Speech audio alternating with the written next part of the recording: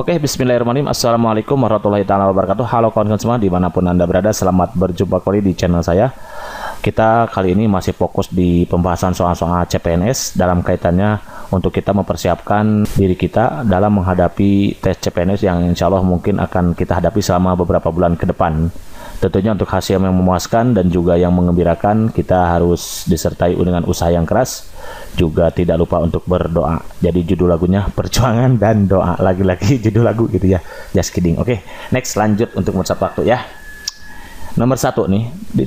Nomor 1 itu pertanyaannya adalah nilai-nilai dasar yang ada dalam Pancasila perlu dijabarkan dalam norma atau aturan sebagaimana tersusun dalam tata aturan perundangan yang berlaku di Indonesia dari yang tertinggi sampai yang terendah disebut dengan dimensi A. Universal, B. Idealitas, C. Normalitas, D. Realitas, dan E. Objektivitas.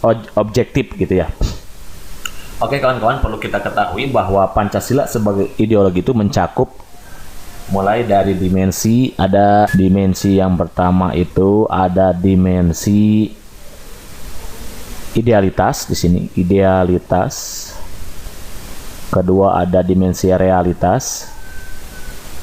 Dan yang terakhir itu ada dimensi normatif. Nah, sederhananya, bahasa sederhananya begini.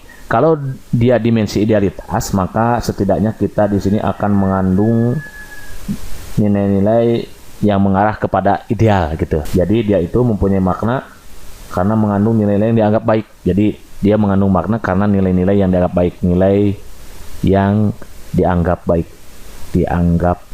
baik gitu.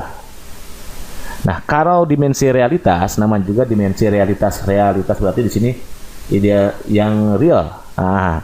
Yang realitas, yang real sesuai dengan kehidupan sehari-hari. Jadi kalau di sini nanti ada kalimatnya realitas hidup, realitas hidup, sudah pasti itu bisa dikatakan sebagai solusinya, jawabannya gitu ya. Realitas hidup. Gitu. Nanti kalau ada kata-kata realitas hidup, maka dia sudah pasti sudah mencerminkan jawaban dari dimensi realitas itu sendiri. Itu karena definisi dari dimensi realitas, dimensi idealitas, dan normatif itu sangat panjang-panjang gitu. Jadi sulit untuk kita mengingatnya. Nah, cara mudah mengingatnya ya udah kita ambil kata kuncinya, yaitu kalau idealitas berarti nilai yang dianggap baik, dia ideal, ada kata ideal. Kemudian dimensi realitas itu ada kata realitas hidup, berkaitan dengan kehidupan. Dan normatif itu karena normatif itu adalah aturan, ya udah berarti ini kalau misalkan kita menemukan kata aturan atau norma-norma, ini normatif, aturan atau norma-norma nih, maka sudah dipastikan itu menunjukkan dimensi dari normatif sendiri. Dan berarti kita cek di sini, karena di sini ada kata norma sama aturan, oh berarti sudah kita bisa menebak jawaban yang sebenarnya dari pertanyaan ini adalah dimensi normatif. Berarti yang jawaban yang paling tepat adalah yang C gitu ya. Oke, next lanjut ke number 2. Soal nomor 2 itu adalah bahwa dalam konteks sila kedua nih, manusia bersifat monodualis, yaitu oke kawan-kawan, perlu kita ketahui berarti sila kedua itu berarti satu ketuhanan yang esa, yang kedua itu kemanusiaan yang adil dan beradab gitu ya. Nah, manusia katanya dikatakan bersifat monodualis. Monodualis itu apa sih? Jadi yang dikatakan dengan monodualis itu bahwa makhluk yang mempunyai kodrat nih, monodualis deh. Makhluk yang mempunyai kodrat, makhluk yang mempunyai susunan kodrat, nih susunan kodrat. Susunan kodrat yang terdiri dari jasmani dan rohani. Oke, gitu. Jadi yang dikatakan dengan manusia bersifat monodualis itu adalah bahwa manusia merupakan makhluk yang mempunyai susunan kodrat yang terdiri jasmani dan rohani. Adapun sifat yang dimaksud dengan sifat kodrat manusia itu yaitu sifat kodrat manusia sebagai makhluk sosial, dan sebagai makhluk individu gitu ya. Gitu. Jadi berarti jawaban yang tepat adalah kita lihat berarti mana yang mengandung kata kodrat jasmani dan rohani. Makhluk yang mempunyai susunan kodrat yang terdiri dari jasmani dan rohani. Oke, berarti jawaban yang paling tepat adalah yang A. Gitu ya. Kalau yang B berarti makhluk yang mempunyai keinginan luhur berdasarkan rohani, itu tidak tepat ya.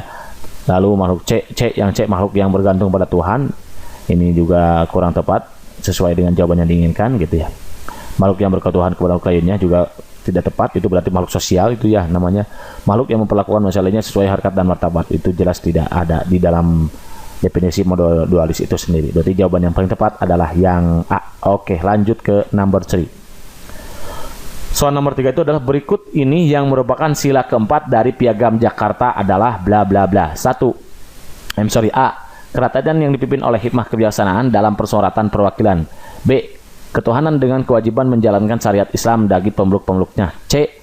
Keadilan sosial bagi seluruh rakyat Indonesia. D. Kemanusiaan yang adil dan beradab. E. Persatuan Indonesia. Oke, kawan-kawan, perlu kita ketahui bahwa di dalam Piagam Jakarta itu sebetulnya kita mengalami perubahan gitu ya untuk salah satu sila, tepatnya yaitu sila pertama, di mana sila pertama itu yang sudah kita kenal itu kan ketuhanan yang Maha Esa, ketuhanan yang Maha Esa. Gitu kan ya? Ketuhanan yang Maha Esa. Nah, kalau pada Piagam Jakarta, pada Pancasila, rumusan Pancasila yang sebelumnya itu dia berbunyi ketuhanan dengan kewajiban menjalankan syariat Islam bagi pemeluknya. Ini sila pertama nih. Kalau dalam Piagam Jakarta.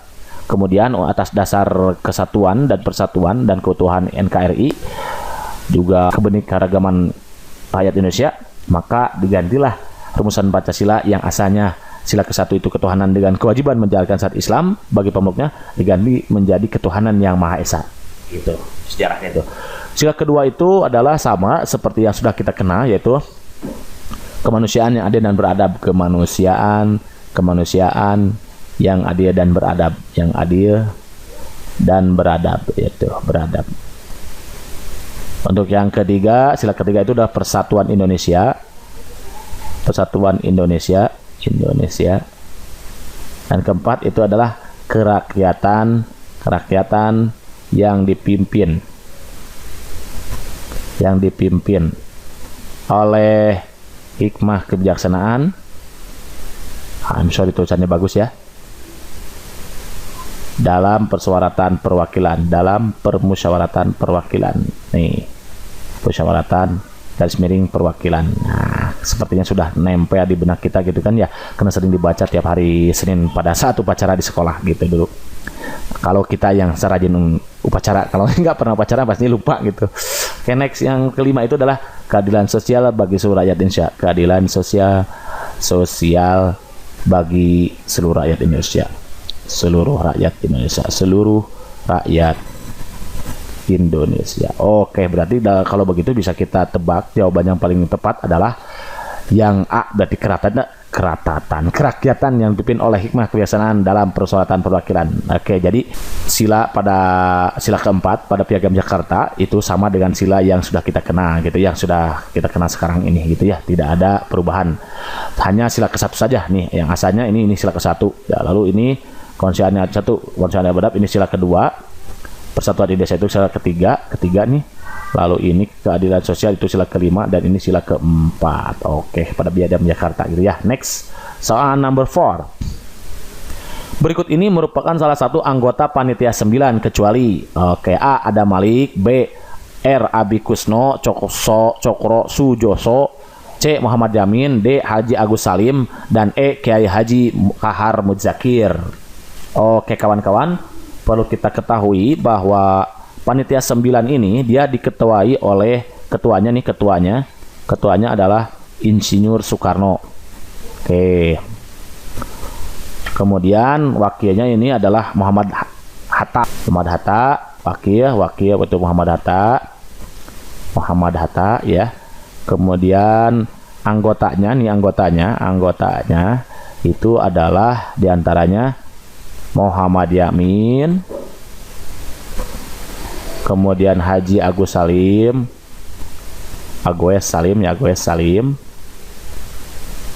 kemudian Kiai Haji Kahar Muzakir,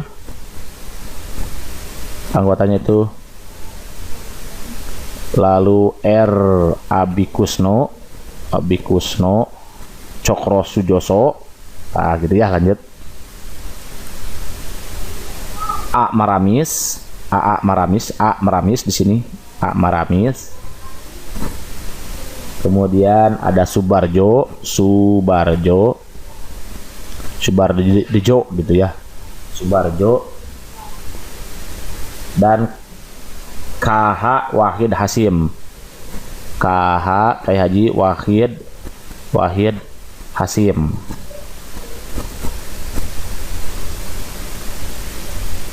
Ada deh segini. Nah, tinggal kita cek berarti yang tidak ada di sini siapa saja. Kiai Haji Kahar Mujakir ada kan? Ini ada. Haji Agus Salim ini kan ada ya gitu. Muhammad Yamin jelas ada. RAB Kusno ini udah ada. Nah, yang tidak ada itu berarti ada Malik gitu ya.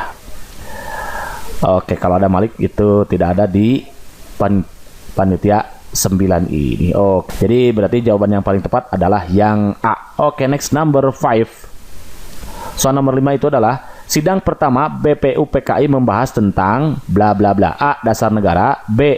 Bentuk negara, C. Anggota parlemen, D. Bentuk pemerintahan, E. Bentuk kedaulatan. Oke, kawan-kawan, perlu kita ketahui bahwa sidang pertama BPUPKI itu membahas tentang dasar negara gitu. Jadi jawaban yang paling tepat adalah yang A. Oke, gitu ya, mudah ya untuk BPK ini. Dan perlu kita ketahui bahwa BPUPKI ini dibentuk pada tanggal 1 Maret gitu. Jadi BPUPKI ini dibentuk pada tanggal 1 Maret 1945 yang beranggotakan 62 orang. Jadi anggotanya 62 orang.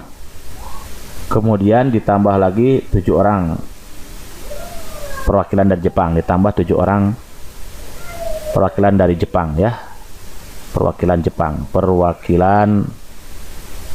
Jepang. Tuh. Lalu ketua dari BPKUPKI ini, kalau kita mau tahu, ketuanya itu adalah Dr. KRT gitu ya, Rajiman Widyodiningrat,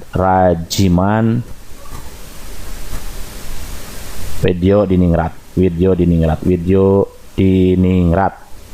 Oke, nih. Dan untuk pertama kalinya sidang pertama BPK itu adalah dilaksanakan pada tanggal 29 Mei 1945 sampai 1 Juni 1945, dan topik utama yang dijadikan bahasan dalam sidang tersebut yaitu dari tanggal 29 Mei sampai 1 Juni itu adalah mengenai dasar negara. Jadi jawaban yang paling tepat adalah yang A gitu ya. Oke, next, lanjut number 6. Pancasila dirumuskan oleh A. PPKI, B. BPUPKI, C. Panitia 9, D. MPR, E. DPR. Nah, kalau MPR ini sudah jelas salah, bukan ya. DPR juga bukan. Panitia 9 antara 3 option lagi berarti ya. Dan perlu kita ketahui bahwa yang merumuskan Pancasila itu adalah BPUPKI. Yang dalam perumusannya itu dilaksanakan pada saat sidang pertamanya yaitu tanggal, kebetulan sudah kita bahas tadi di atas ya, di soal nomor 5, tanggal 29 Mei 1945 sampai 1 Juni 1945, di mana di sana ada beberapa tokoh penting yang merumuskan mengenai dasar negara itu sendiri. Di antaranya ada 1. Muhammad Yamin, yang mana beliau ini mengajukan usulannya secara lisan pada tanggal 29 Mei 1945. Dia tokoh penting yang terlibat dalam perumusan Pancasila ini gitu.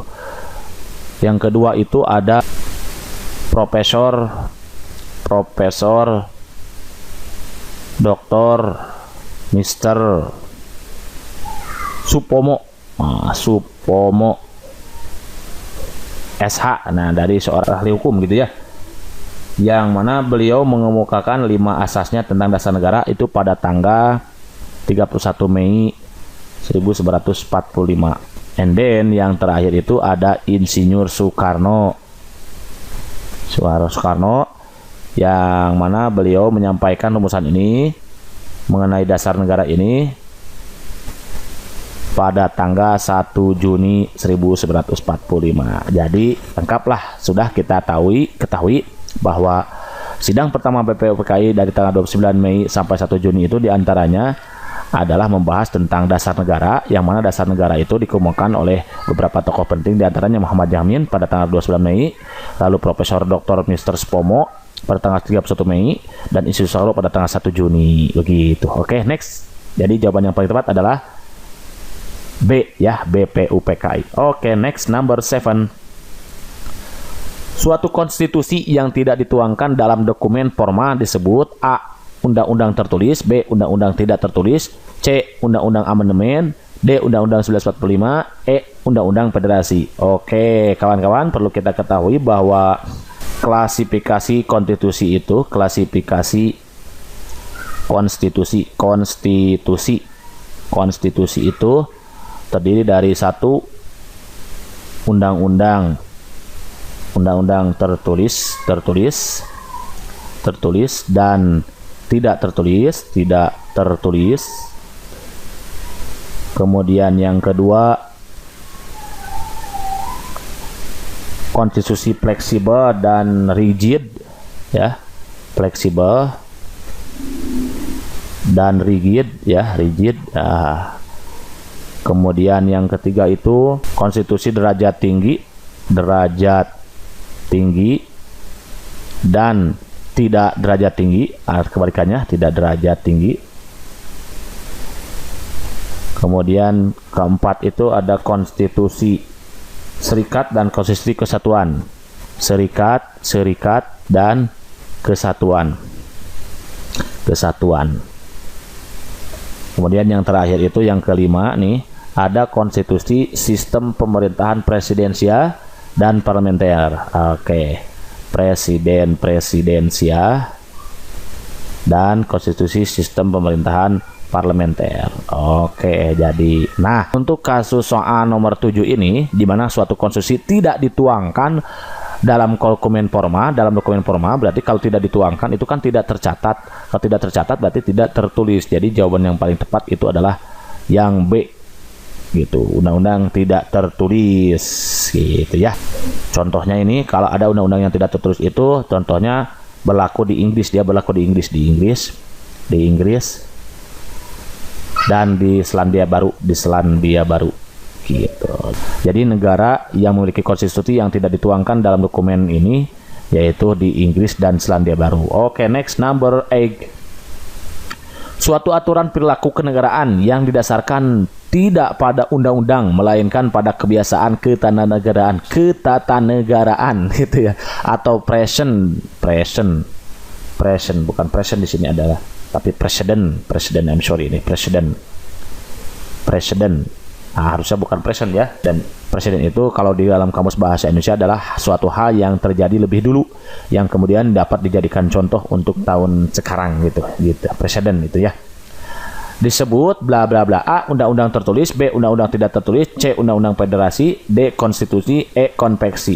Oke, konvensi. Kalau undang-undang tertulis tadi sudah jelas bukan gitu ya. Kalau tertulis berarti dia tertulis, ini bukan. Kalau tidak tertulis tadi sudah ada kita bahas di nomor 7 bahwa undang-undang tidak tertulis adalah konstitusi yang tidak dituangkan dalam dokumen formal, atau kalau mau ditulis juga boleh di sini. Undang-undang tertulis apa sih? Undang-undang tertulis itu buat belajar gak apa-apa ya. Kalau undang-undang tertulis merupakan konstitusi, suatu konstitusi, undang-undang yang dituangkan ya, kalau ini mah yang dituangkan ke dalam minuman, bukan gitu ya, yang dituangkan dalam suatu dokumen atau beberapa dokumen penting, beberapa dokumen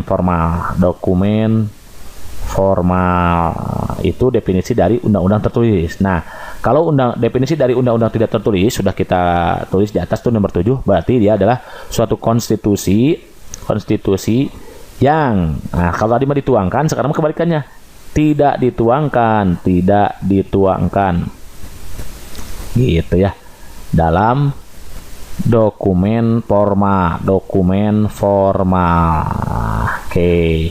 Kalau undang-undang federasi itu adalah undang-undang yang berlaku di negara serikat gitu ya, undang-undang di negara berserikat. Oke, federasi, undang-undang di negara berserikat gitu, berserikat.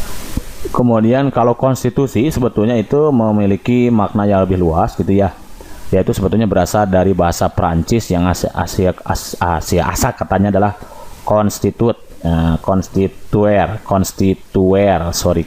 yang artinya adalah membentuk. Nah, membentuk itu dalam arti kata sempit gitu ya. Lalu kalau diartikan dalam arti luas sebagaimana yang disampaikan oleh Casey Ware, di mana beliau mengartikan bahwa konstitusi sebagai keseluruhan sistem ketatanegaraan. Jadi sistem ketatanegaraan. Suatu sistem ketatanegaraan dari suatu negara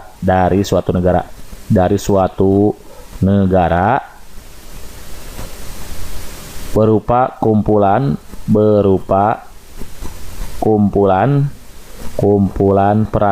peraturan. Oke, ini definisi secara luasnya nih. Peraturan, oke. Yang membentuk. Nah, makanya tadi ada kata membentuk ya, yang membentuk gitu, yang membentuk. Nih, makanya tadi ada constituer dari bahasa Prancis ya. Membentuk, kemudian mengatur. Selain membentuk, mengatur dan juga memerintah. Jadi kita harus taat nih di sini. Memerintah dalam pemerintahan suatu negara. Pemerintahan suatu negara. Itu definisi konstitusi secara luas sebagaimana yang disampaikan oleh Casey Ware gitu ya. Jadi jelas ini bukan dari harapan dari persoalan yang diberikan dari nomor 8 ini ya. Dan yang terakhir konvensi. Nah, baru ini jawaban yang paling tepat, itu berarti konvensi, karena yang lain tidak memenuhi pertanyaan yang atas gitu ya. Jadi konvensi itu adalah suatu aturan perilaku kenegaraan yang didasarkan tidak pada undang-undang melainkan pada kebiasaan ketatanegaraan atau presiden. Jadi ini aturan perilaku kenegaraan yang didasarkan pada kebiasaan dan ketatanegaraan gitu. Oke, next number 9. Oke, sekarang kita berkaitan dengan seorang aritmetika gitu ya. Coba kita perhatikan pola bilangannya seperti apa. Kalau ini dari suku pertama jadi suku kedua itu diapain tuh? Kalau ini kali 3 atau ditambah 3, ke sini tambah 3 enggak? Oh, ternyata dia tambah 6. Lalu ke sini tambah 12. Lalu ke sini tambah 24. Lalu ke sini ditambah 48. Oh, ternyata setiap suku dia ditambah 2 kali lipatnya gitu kan ya. Ini 3. Nah, tadi ditambah 3 berarti 2 kali lipat 3 6 kan? Nah, 6. Berarti 6 tambah 6 12. Lalu kelipatan 12 kan 2 kalinya 6 itu kan 2 kali lipatnya 6 itu kan 12 tambah 12 24. 2 kali lipatnya 12 kan 24. 24 tambah 12 48. Lalu terus begitu. Otomatis ke sini juga nanti dia ditambah 96 ditambah 2 kali lipatnya nih 48. Tambah 96 berarti ini berapa tuh? Iya betul, 192. Kita cek di option ada nggak jawaban 192? A, B, C. Oh, kebetulan di sini optionnya cuma 1 ya. Ya udah, berarti jawabannya yang A. Yang lain ini kan tidak ada atau tidak memuat nilai 192. Oke, itu cara pertama. Atau bisa juga kita dengan menggunakan cara lain ini. Kita tulis lagi misalkan 3 terus 6 12 24 48 96. Kalau kita perhatikan ternyata dari suku ke 1 ke suku 2 itu dia dikali 2. Di sini dikali 2 juga, di sini kali 2 juga, di sini kali 2 juga, di sini kali 2 juga. Otomatis dong nanti bilangan yang seterusnya itu kali 2. 96 kali 2 itu adalah 192 gitu. Lalu 192 kali 2 itu adalah 384. Tuh kan terbukti ya bahwa jawaban yang paling benar adalah yang A gitu. Oke, understand? Oke, easy ya. Easy. Next, lanjut. Soal nomor 10. Soal nomor 10 itu masih di soal barisan gitu ya. Dimana di sini kita diberikan suatu pola nih. Dia dari suku ke 1 ke suku 2 itu ditambah 1. Lalu dari suku kedua ke suku ketiga itu ditambah 2. Lalu ketiga ke suku keempat itu dia ditambah 3. Nah, kemudian dia di sini dari suku keempat ke suku kelima dia ditambah 5. Aduh ya. Jadi beda nih. Kalau seharusnya kan ini 1 2 3 4 dulu ya baru 5. Sementara di sini 1 2 3 5 loncat 1. Berarti ini jelas bukan pola yang sebenarnya gitu. Ini bukan solusi yang diharapkan gitu. Ke sini juga apalagi ini ditambah 8. Enggak. Oh, ternyata bukan begitu berarti solusinya. Oke, kita pakai cara yang lain. Cara yang kedua yaitu berarti kita coba Itu kan dari suku 1 2, kemudian dia jadi 3, setelah jadi 3 dia jadi 5, setelah jadi 5 dia jadi 8, setelah jadi 8 dia jadi 13, setelah jadi 13 dia jadi 21 dan seterusnya. Yang diharapkan 2 suku terakhir gitu lagi gitu ya. Kalau kita perhatikan ternyata 5 itu dibentuk dari penjumlahan 2 suku sebelumnya gitu. Sekarang 2 tambah 3, 2 suku sebelumnya kan dijumlahin jadi 5. Sekarang 2 suku sebelumnya dijumlahin nih jadi 8, bener kan? Lalu 2 suku sebelumnya dijumlahin jadi 3 tambah 5 jadi 8, bener kan? Lalu 2 suku sebelumnya nih 5 tambah 8 itu jadi suku selanjutnya. Nah, begitu juga berarti seterusnya. Oh, ditambahin jadi 21. Nah, otomatis dong di sini juga pasti jumlah 2 suku sebelumnya kalau kita jumlahin maka dia jadi suku selanjutnya. Oh, berarti 21 ditambah 13 itu berarti 34. Otomatis di sini jawabannya 34. Coba kita cek option yang memuat bilangan 34, ada nggak? Lagi-lagi kebetulan ini cuma satu bilangan. Wah, udah enak kalau begini, berarti jawabannya udah yang B. Nah, kalau kita masih belum percaya, ya udah tinggal kita lanjutin. Berarti 34 tinggal ditambahin ini 21 tambahin 34 55. Oh, kan bener ya? Oke, begitu. Oke kawan-kawan, barangkali itu saja yang bisa saya sampaikan dalam kesempatan kali ini. Mudah-mudahan bermanfaat. Selamat belajar, jangan lupa berdoa, terus belajar dan berdoa. Mudah-mudahan diberikan hasil yang memuaskan. Oke, untuk mendukung channel ini agar terus berkembang dan lebih kreatif untuk saya si pembuatnya, saya mohon kerjasamanya untuk menekan tombol subscribe, like, and share. Oke, mudah-mudahan video ini bermanfaat untuk kita semua. Oke, thank you for attention. Assalamualaikum warahmatullahi taala wabarakatuh.